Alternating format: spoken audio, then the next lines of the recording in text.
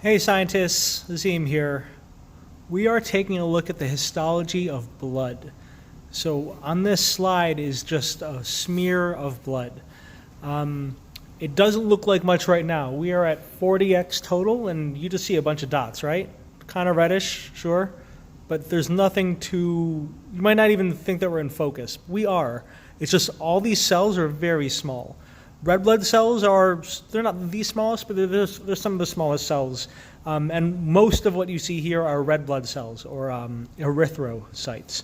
There are also white blood cells, leukocytes, and we'll be able to tell the difference between those in a second. So let's take a closer look.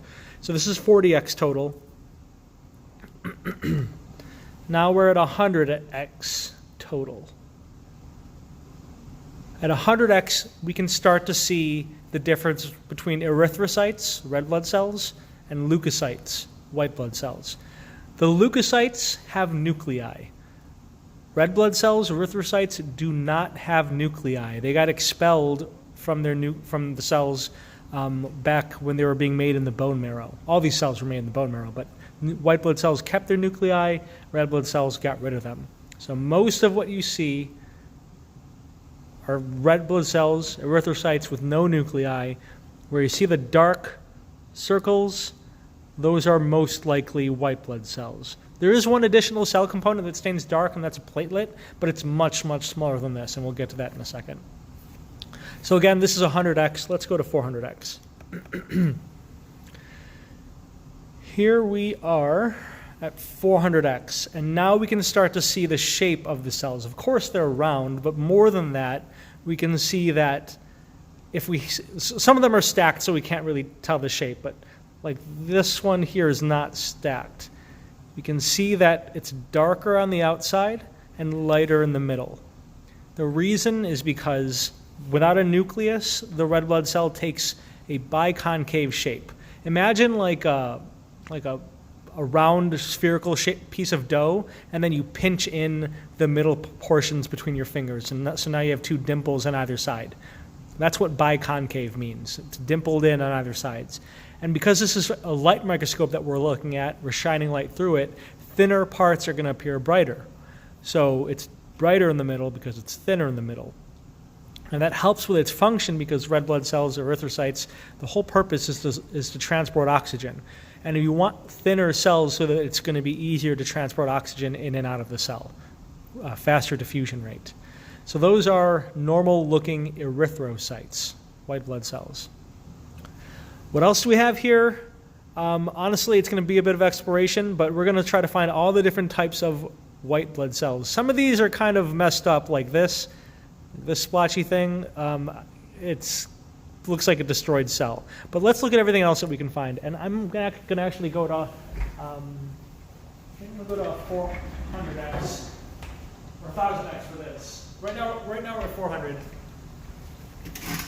Just because on my video we can't get into really high magnification, I'm going to switch to oil immersion.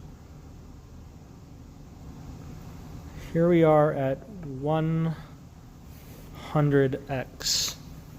Or sorry, 1000. There we go. Okay. So here, once again, that's just like a weird debris thing. Don't worry about that splotch. Here we see a cell that it looks like it has two nuclei, but really these are lobes. So it has a bilobed nucleus. And as far as what's inside of it, you'll have to trust me, but there are tiny little granules, tiny little specks in there too.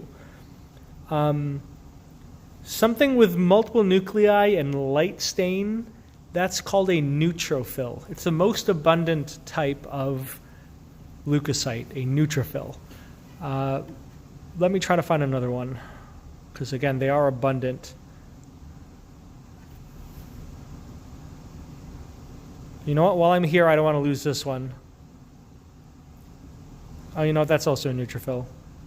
This one here is a neutrophil, very, very light staining cytoplasm. Multiple lobes of the nuclei. Here's another neutrophil, multiple lobes. We'll point out now. This one here, where you just see one really large nucleus and not much cytoplasm, that's a, I'm blanking, lymphocyte, that's a lymphocyte. Lymphocytes are used for your adaptive immunity. They're found in your lymphoid organs, hence lymphocyte. Just nothing too remarkable about them, just one big round nucleus. That's a lymphocyte, no granules. Oh, good. Here is this interesting looking cell here.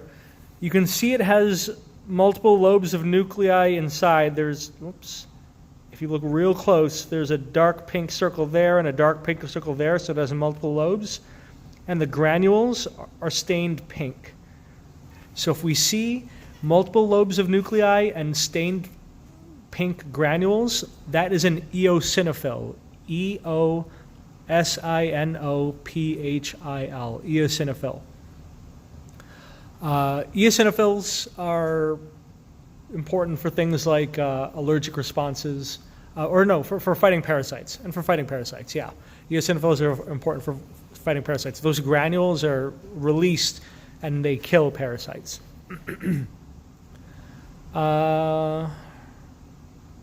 Another neutrophil right here. Probably another neutrophil. Sometimes it's hard to tell.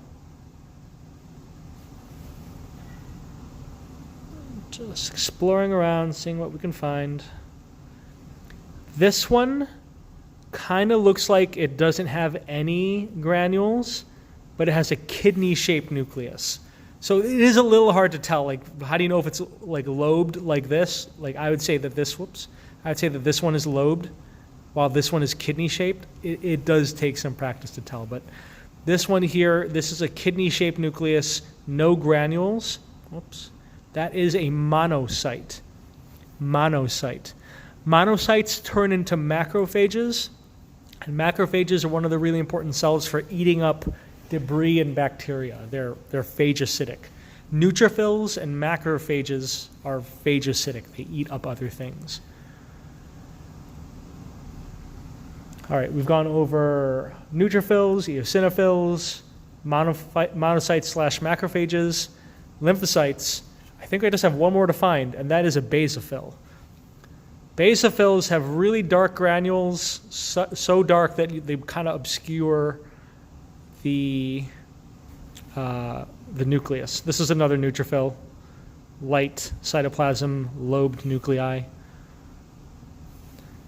So bear with me as we explore and try to find a basophil. I would say that's a lymphocyte, nice big round nucleus.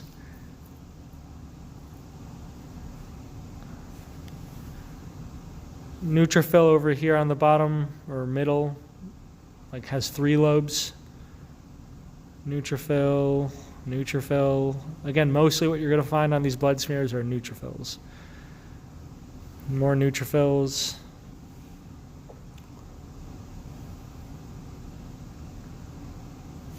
This potentially could be a basophil, but I'm not certain because of that splotch next to it. But it has the look of a basophil. Very, very dark granules, so it's not like a smooth, nice round, smooth nucleus. It's kind of bumpy looking. That's what I'm looking for. So this is, I'm going to tentatively say is a basophil. I'm going to keep looking though. Looks like a lymphocyte and a neutrophil up there.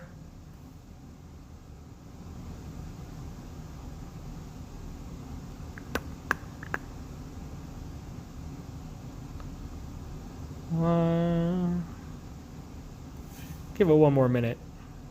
See what I can find in the next minute. Neutrophil, neutrophil, lymphocytes, neutrophil, monocyte,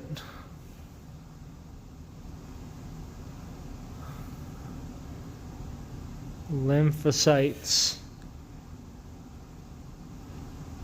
neutrophil, lymphocyte, weird splotchy thing, lymphocyte,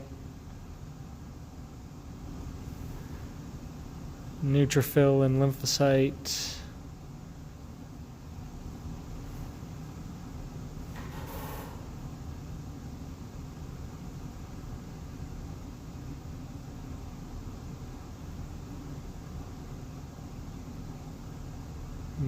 maybe a basophil. It looks splotchy.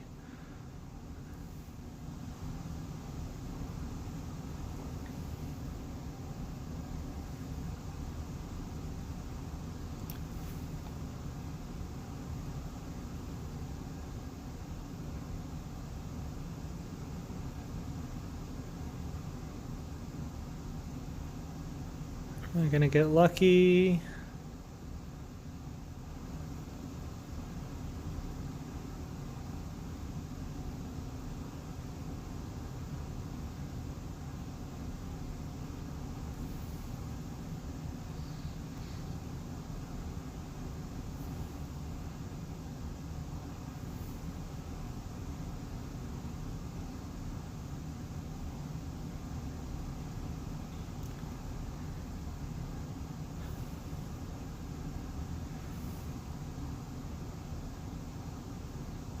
Haha. Oh, I was about to give up. Okay. That took a while, but I did it. Thanks for watching this far if you didn't stop. But that right there, you see how dotted it looks? Those dots are granules, and they're obscuring the nucleus. Versus all those other lymphocytes where we saw a nice round dark nucleus and it was smooth, this is not smooth. It's all punctate. Looks like granules. This is a basophil. Okay, so basophils have the darkest granules, eosinophils have pink granules, neutrophils have very, very light, faint granules. Monocytes have no granules and a kidney-shaped nucleus. Lymphocytes have no granules and a nice big round nucleus. Those are all the different leukocytes that you can find, white blood cells. Last thing that you can find are platelets. These little pink splotches aren't just debris, they're platelets, like right in the center. There's a platelet, there's one up here. Those are platelets, they help with the process of coagulation, and we'll point that out in another video. All right, those are some important blood cells you should look for in blood smears. Thanks for watching. Let me know if you have any questions.